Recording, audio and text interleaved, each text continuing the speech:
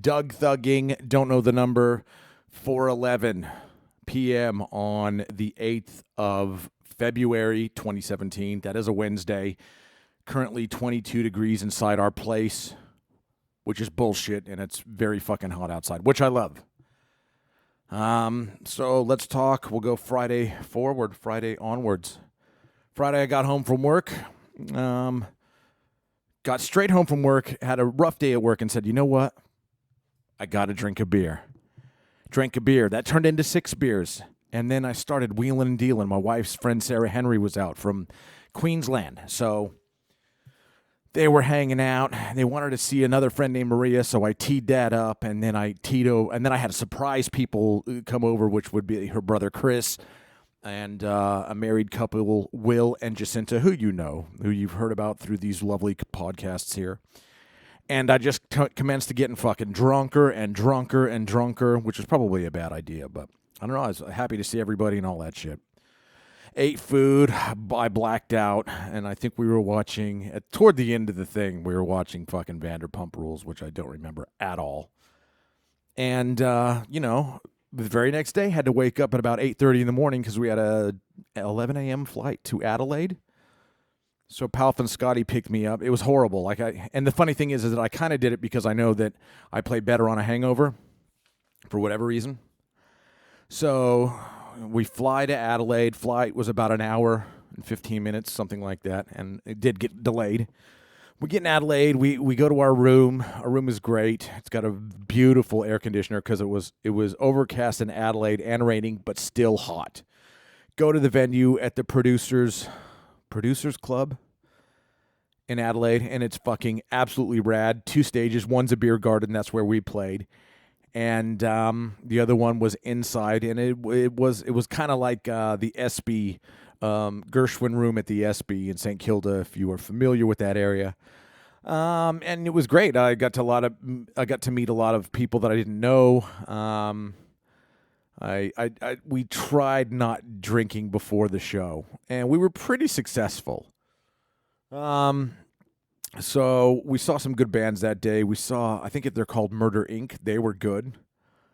Espionage were cool, of course. Young fuckers that do kind of power metal with the bass playing singer by the name of Frosty. Darker Half were good. They were kind of Queensryche-ish with the guy with the great voice is singing and playing rhythm guitar. And then you had this Ibanez dude by the name of Jimmy Lardner Brown. He was tearing it up. And then we had to go on after them. And I was like, oh, fuck. Well, we can do this. So luggage-wise, all I brought was my 7-string Universe and my HD 500. And I was going to go into the dude had a power amp there, and I think it was 1,000 watts, but it blew or some shit like that. He's like, do you care to go through the effects loop of a Marshall? And I said, I don't give a fuck. I said to him, I go, just be up there with me to do it, to plug all the shit in. I showed him what connections I had and yada yada. He set it up and it sounded fucking brutal. Like my rhythm tone is so fucking easily programmed into the HD 500. I do minimal tweaking and it sounds fucking. If it ain't broke, don't fix it. I don't need to fucking deal with SAG and all this bullshit. So anyways, we played and we were into it. The crowd was into it. We had a really good show in Adelaide. So you'll be seeing pictures of that. I think one photo. If I'm playing the green dot and it's a side view and I'm yelling into a microphone, that's the Adelaide show. If you see photos and it's a close-up of Scotty and then any other ones where I'm playing the other Ibanez Universe, that's going to be the show we played in Bendigo the week before. I don't even know if I talked about it. Anyways, I think I did. Show was great. Drank tons of beer afterward to the point where I think I'd blacked out. And I didn't tell you that the drummer that was playing for us is a Adelaidean by the name of Liam Weedall, and he plays with James Norbert Iviani, and I think he's in a band called Vorus. But he's a young 26-year-old kid.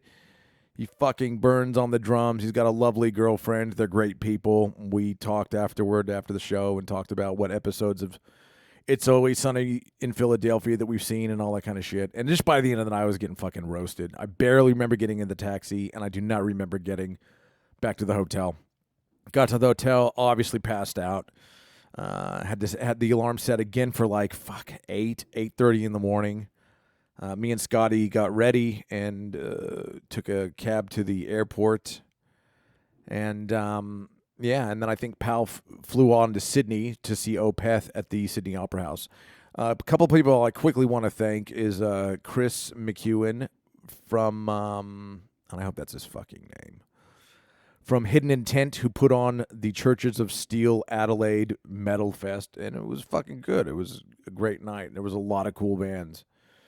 And I forgot the band that we co-headlined with. I couldn't see him anyways because I think we were playing at the same time. So that was fucked. And we just had a great time. I don't know what to tell you. Flew home Sunday.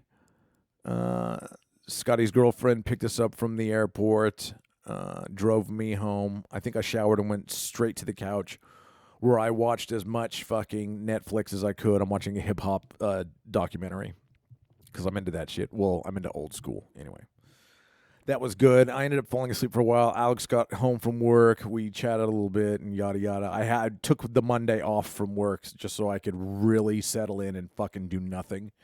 And we just did a big, massive marathon of It's Always Sunny in Philadelphia to where we're now caught up. And the last one we saw was How to Make Dennis Reynolds a Murderer or some shit like that, which was funny. It was good. And that's where we're at. And today's Wednesday. I've got 2 more days of work. I'm going to actually, once this is done, do my wash and get all my clothes. I like to have clean underwear and socks. I just love to have that shit done and dusted. And if that means burning in a fucking laundry room and at the dryer place to use their fucking dryer on a, extremely hot day, I will do it. I will fucking gladly do it. So there you go. So now I think band-wise, we're going to focus on writing and not even writing, but recording the album with Neil Kernan, who's in the States. And we're going to do it all digitally and just send him, all the takes and whatever. I don't want to bore you, but yeah, there you go. So great night. We're not going to be doing any more gigs. We did get a good reception, which was good. We had lots of congratulatory people, come up afterward and all that good shit, which is always nice. Because I'm old, and as you can see in some of these photos, I look like shit. At least I do. I think I do. My beard's long. I had to shave that down because it was just getting too, I don't know. I could feel it when I was eating and shit like that. And so I trimmed it back a bit. And there you go. Let me see how much time I've done. I don't have my glasses on, but it looks like it says 8 minutes or something. That'll do. I'm jamming Sunday. I'm doing some jamming over backing tracks with friends, so I'll probably even film that on the YouTube channel. I'm getting insanely close to getting 10,000 subscribers. Once I do, we'll do a FAQ, which I think is what you're supposed to do to connect with your audience, but you guys pretty much know me as far as I'm concerned. So that's it. I will talk to you soon. Have a great day, year, blah. You know what the fuck you got to do. All right, and I hope you enjoyed the slideshow. All right, take care. Bye.